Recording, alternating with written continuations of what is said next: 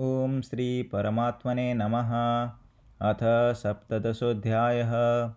श्रद्धात्रयविभागयोग। अर्जुनोवाच। ये शास्त्रविधिमुत्सृज्य ययन्ते श्रद्धयान्वितः तेषां निष्ठा तु का कृष्ण सत्त्वमाहोरजस्तमः। श्रीभगवानुवाच। त्रिविधा भवति श्रद्धा देहिनां सा स्वभावजा सात्विकी राजसी चैव तामसी चेति तां शृणु। सत्त्वानुरूपा सर्वस्य श्रद्धा भवति भारत। श्रद्धामयोऽयं पुरुषो यो यच्छ्रद्धः स एव सः। ययन्ते सात्विका देवान् यक्षरक्षांसि राजसः प्रेतान् भूतगणांश्चान्ये ययन्ते तामसा जनाः। अशास्त्रविहितं घोरं तप्यन्ते ये तपोजनाः दम्भाहङ्कारसंयुक्तः कामरागबलान्वितः कर्षयन्तः शरीरस्थं भूतग्राममचेतसः मां चैवान्तः शरीरस्थं तान् विद्यासुरनिश्चयान्।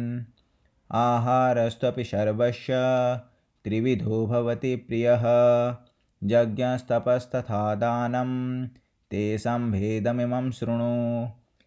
आयुसत्त्वबलारोग्य सुखप्रीतिविवर्धनः रस्यः स्निग्धा स्थिरा हृद्या आहारः सात्विकप्रियः कट्वं ललवणात्युष्ण तीक्ष्णरुक्षविदाहिनः आहारा राजसश्रेष्ठा दुःखशोकामयप्रदः यातयामं गतरसं पूतिपर्युषितं च यत् उच्छिष्टमपि चामेध्यं भोजनं तामसप्रियम् अफलाकाङ्क्षिभिर्यज्ञो विधिदृष्टो जयुज्यते यष्टव्यमेवेतीमानः समाधाय स सात्विकः अभिसन्धाय तु फलं दम्भार्थमपि चैव यत् युज्यते भरतश्रेष्ठ तं यज्ञं विद्धि राजसं विधिहीनमसृष्टान्नं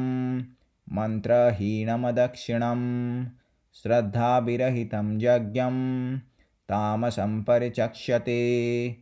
देवद्विजगुरुप्राज्ञा पूजनं शौचमार्जवं ब्रह्मचर्यमहिंसा च शारीरं तप उच्यते। अनुद्वेगकरं वाक्यं सत्यं प्रियहितं च यत् स्वाध्यायभ्यसनं चैव वाङ्मयं तप उच्यते। मनः प्रसादः सौम्यत्वं मौनमात्मविनिग्रहः भावसंशुद्धिरित्येतत् तपो मानसमुच्यते। श्रद्धया परया तप्तं तपस्तत्त्रिविधं नरैः अफलाकाङ्क्षिभिर्युक्तैः सात्विकं परिचक्ष्यते।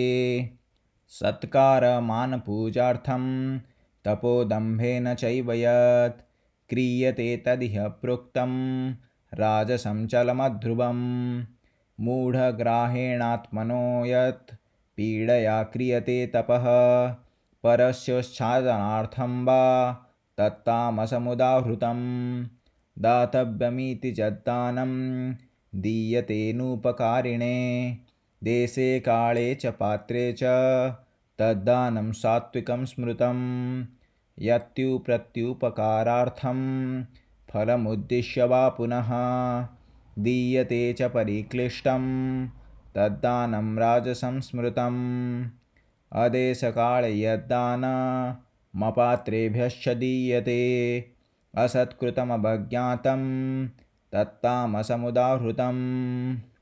ॐ तत्सदिति निर्देशो ब्रह्मणस्त्रिविधः श्रुतः ब्राह्मणास्तेन वेदाश्च यज्ञाश्च विहितः पुरा तस्मादोमित्युदाहृत्य यज्ञदानतपः क्रियः प्रवर्तन्ते विधानोक्तः सततं ब्रह्मवादिनं तदित्यनभिसन्धाय फलं यज्ञतपः क्रियः दानक्रियाश्च विविधः क्रियन्ते मोक्षकाङ्क्षिभिः सद्भावे साधुभावे च सदित्येत प्रयुज्यते। प्रशस्ते कर्मणि तथा सच्छब्दः पार्थयुज्यते। यज्ञे तपसि दाने च स्थितिः सदिति चोच्यते। कर्म चैव तदर्थीयं सदित्येवाभिधीयते।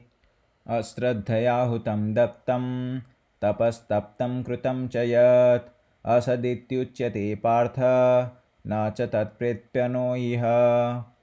यत्र योगेश्वरः कृष्णो यत्र पार्थो धनुर्धरः तत्र श्रीविजयः भूति ध्रुवार्नीतिर्मतिर्ममः।